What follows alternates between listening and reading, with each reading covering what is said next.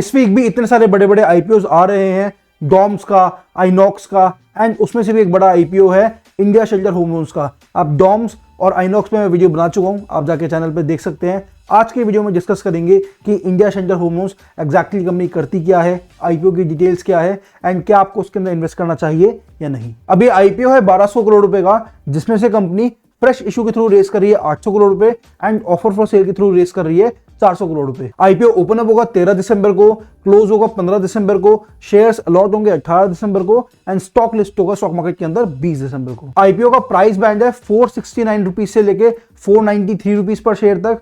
एक लॉट के अंदर 30 शेयर्स है एंड आपकी मिनिमम इन्वेस्टमेंट होगी 14,790 रुपीज। अब ये तो हुआ आईपीओ के बारे में। अब डिस्कस करते हैं कंपनी मेनली क्या करती है। कंपनी इनकॉर्पोरेट हुई थी 1998 के अंदर and India shelter finance corporation का पहले नाम था Satya Prakash housing finance limited. क्या पता आपने, अगर आपकी ये स्टोरी आता है तो क्या पता आपने इस नाम से इस कंपनी के बारे में पहले सुना हो।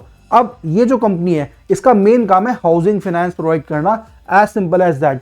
ये कंपनी हाउस कंस्ट्रक्शन के लिए, हाउस एक्सटेंशन के लिए, हाउस रेनोवेशन के लिए या नए घर खरीदने के लिए, प्लॉट्स खरीदने के लिए लोन्स प्रोवाइड करती है। कंपनी प्रॉपर्टी के अगेंस्ट भी लोन्स प्रोवाइड करती है एंड कंपनी 5 लाख रुपए से लेके 50 लाख रुपए तक के अप टू 20 ईयर्स इस तरीके से कंपनी लोन्स प्रोवाइड करती है।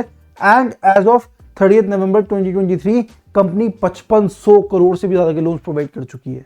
5500 करोड़। अगर 30 सितंबर 2023 तक का डेटा देखें तो कंपनी की 203 ब्रांचेस हैं एंड कंपनी 15 स्टेट्स के अंदर है, जैसे राजस्थान, महाराष्ट्र, मध्य प्रदेश, गुजरात, कर्नाटक।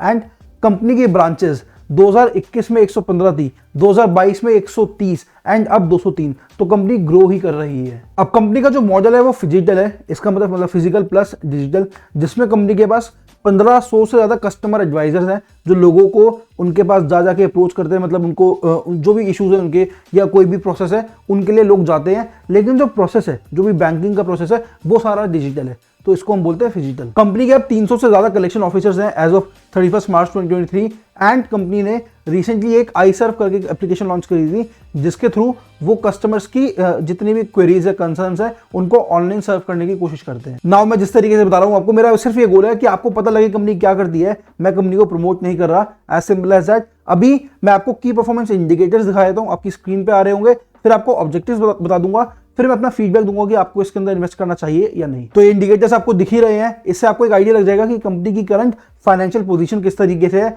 जैसे इसके अंदर जो डेट टू इक्विटी रेशो आ रही है दैट इज 2.12, मतलब कंपनी के पास जितनी इक्विटी है उससे 2.12 टाइम ज्यादा डेट है।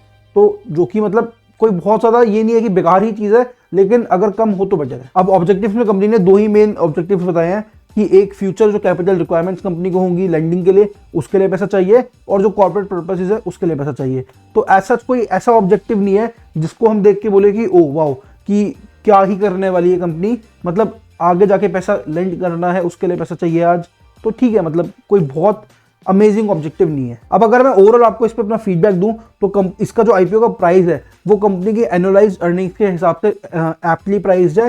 एंड मेन आपको जो देखने वाली बात है ना इसमें आपको इस कंपनी को बड़ी बड़ी फाइनेंशियल कॉर्पोरेशन से कंपेयर नहीं करना।